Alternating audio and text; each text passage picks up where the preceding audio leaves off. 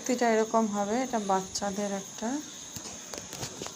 তার সঙ্গে একটা প্লাজো প্যান্ট রয়েছে, সেম কালারেরই একটা প্যান্ট। এখন এগুলো ট্রেন্ডে চলছে, তো নিজেই বানিয়ে ফেললাম, নিজের জন্য নয়, বাচ্চাদের জন্য।